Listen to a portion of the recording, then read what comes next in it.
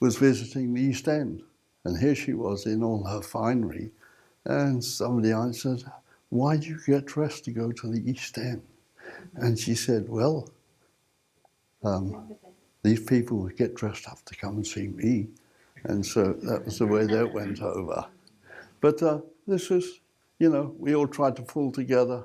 We had a common enemy, and we could just wait. We didn't have the resources to, invade France, but we did psychologically do a thing. I can remember listening to the news in the evening, and certain things they said that one time, anybody who has photographs, maps, pictures, and things, any information on the coast of France, please send it to such and such an address. And they also had a man called Major Morgan, who was basically invested by Churchill to plan for a second front. And he started planning, and a lot of his plans under revisions were actually eventually became D-Day. And then we had some looking for pilots. We had a lot of foreign pilots, Poles, French, and we all of a sudden realized we had this resource, and we better use it. And so I can remember listening to another 9 o'clock news broadcast, because 9 o'clock news was the most important news broadcast of the day in the evening by BBC. And it was anybody who had any flying experience would like to fly again, please report. So one of the kind of heroes of the Battle of Britain was a man called Douglas Bader. They knew him as Tin Legs Bader. He'd lost both his legs in a flying accident. He basically had a kind of a gin and tonic bet that who could fly nearest to the ground before pulling up, and he forgot to pull up and lost his legs. But he was rather, kind of an interesting character. He went and flew again, and he actually came to the business at one time when the Germans were attacking. They used to form up over the Thames estuary, and you would get 300 or 400 aircraft flying towards London. And he realized that the squadron attacking these things was pretty useless. And so he got like a whole wing, 30, 40, aircraft in a great cloud formation coming down. And two main fighters of Britain then was the Spitfire, which was great against the German Me-109s, and the Hurricane, which was a heavier fighter, was ideal against bombers. And so this is how they worked in conjunction. And we had our losses, but one of the things we had a great raid where we considered that this, war stories, two pilots hitting one aircraft, but claiming it, it was two separate, the old fog of war thing. And as we basically came and with basically advertising in the newspaper that we had shot down something like 128 German aircraft in one day. But that was quite a little top heavy. We actually worked it out eventually that it was only somewhere around about 80. But that's still a lot of aircraft to lose in one day. And this is the way it was, backwards and forwards. And things got tighter and tighter. All clothes were rationed. And it was hard. As a young boy, I thought it was rather exciting. I used to go around collecting shrapnel, spent cartridge cases, and all sorts of weird things like that. And I can realize now, looking back, that it must have been sheer hell for my parents, because they never knew, it was the old case of leaving for work. You didn't know whether your job would be there, or basically coming home, whether you knew if your home was going to be there. So it's very, very hard managing, You can imagine what it was like being a parent in a situation like that. And this is the way it went. And it was kind of very hard for them. I feel, now, I feel very sorry for them. And I just wish sometimes I could tell them that, but I can't. But we survived, and because we needed to survive. We couldn't do much. We couldn't bring the war to Germany or through France. We fought in North Africa. We lost a lot of, stuff. Greece, we lost a lot of people. In Crete, we lost a lot of people. And but we still kind of soldiered on.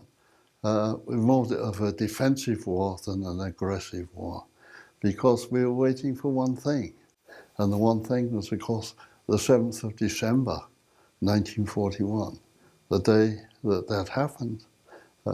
Churchill basically said, we won, because he knew of the industrial capacity and manpower of the United States could carry us through.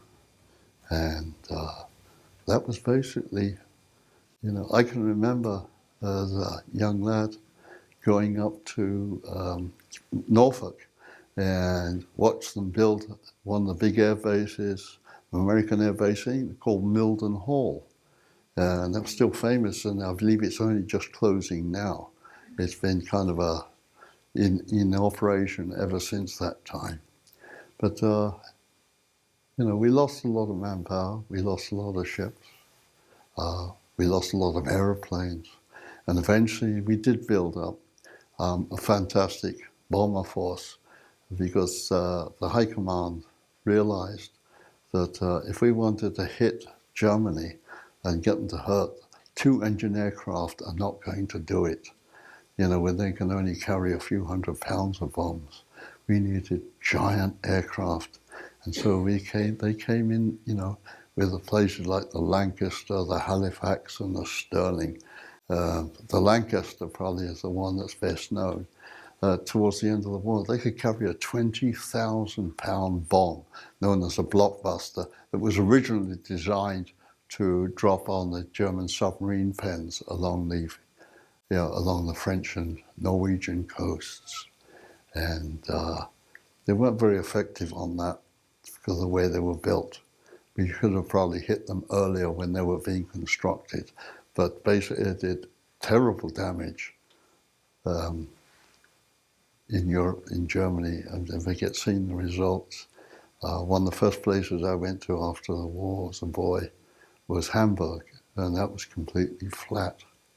But going back to that, it was really hard, and we were very happy to have survived it, and very happy. Eventually, we collected a hell of a lot of allies, but for that 1 year, from basically 1940 at the fall of France to 1941, basically another year, June, was when the Wehrmacht, the Germans, marched against Russia.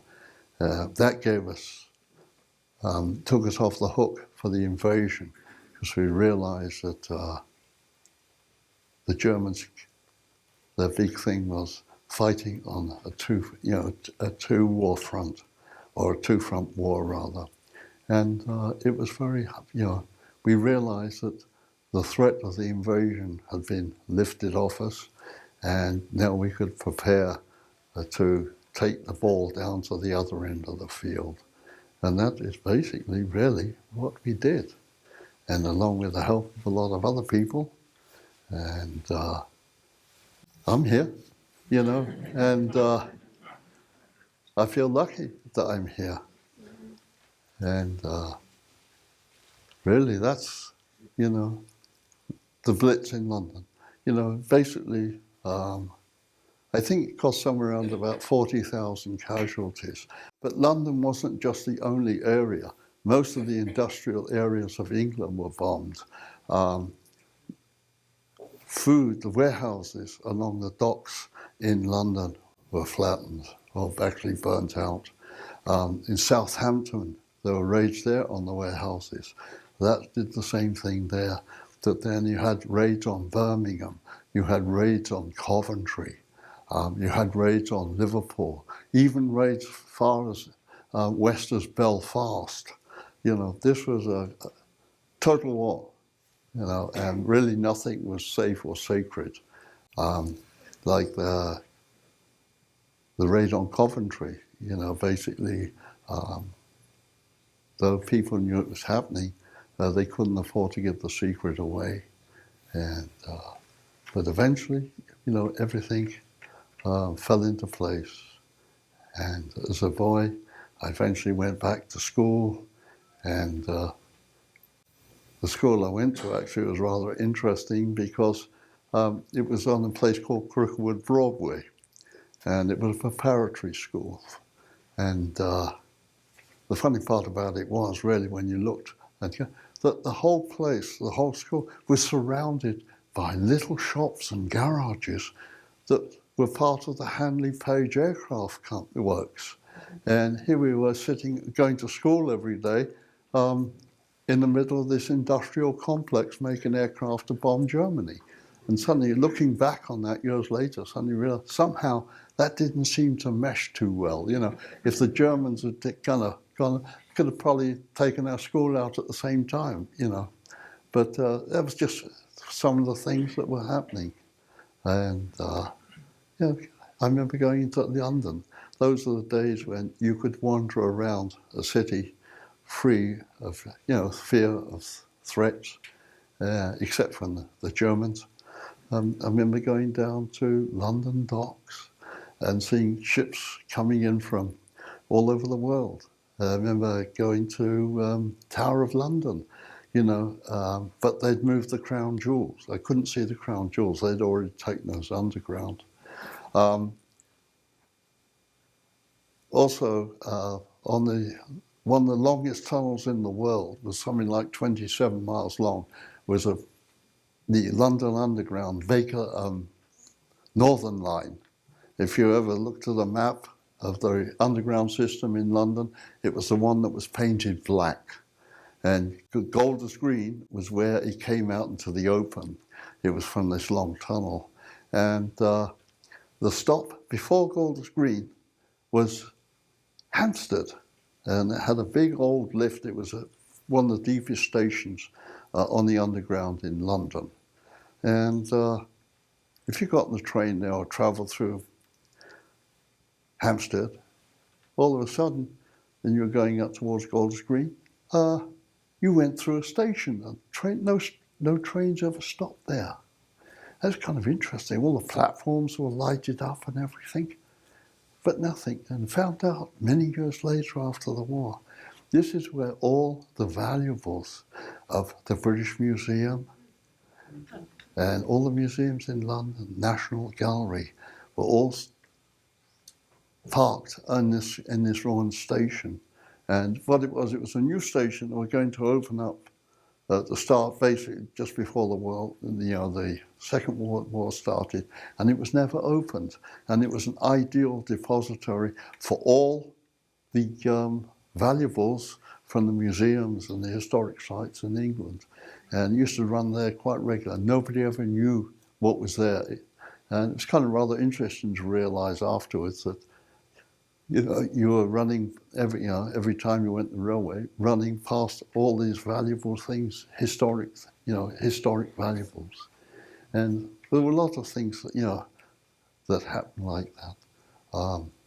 I never forget one of the funniest, well, not funniest, but in Willesden Green, which is just down the road from us, they had been hit and they'd taken out a whole block of big old Victorian buildings, like 3 or 4 stories high, and they were kind of monstrosities, really.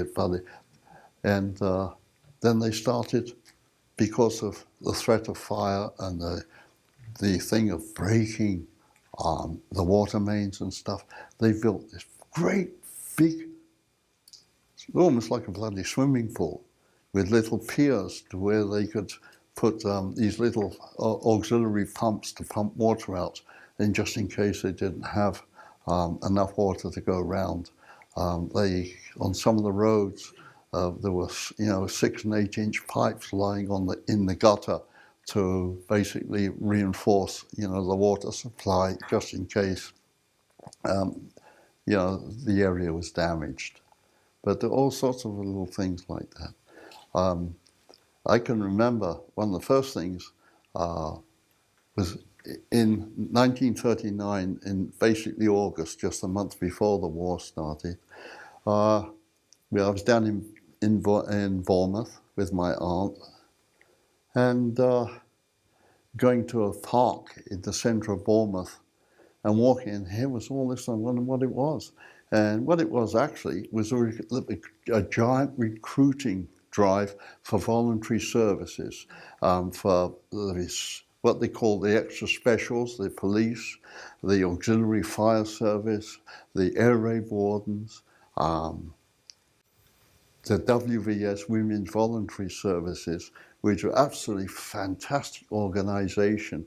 I can remember working with them in the early 60s, and they basically, with their trucks, they could put up a field kitchen in a couple of hours and come up and bake bread, basically, and supply God knows how many thousands of people with a meal. And all they did it with shovels, 40-gallon oil drums, and mud and clay, and they could really put up a real field kitchen. I mean, they were fantastic. Good old little collection of old dears, really. But my God, they had a fantastic thing. Do fantastic things. And all these voluntary services in the 1940s, when the Blitz started in London, they really hadn't got much of a clue what to happen. And they, basically learnt very quickly and eventually became very proficient in what they were doing. As a matter of fact, so proficient that after D-Day, with the big breakout from Normandy, we had basically in England the disbanding divisions to supply. We had maxed out on our supply of people, manpower, and they were breaking down divisions to supply replacements for other divisions on the front. And all of a sudden, they realized that the Blitz had kind of really stopped over England, except for the V2s and buzz bombs and things. But a lot of these heavy, duty rescue people became a second column in France. It's like second line troops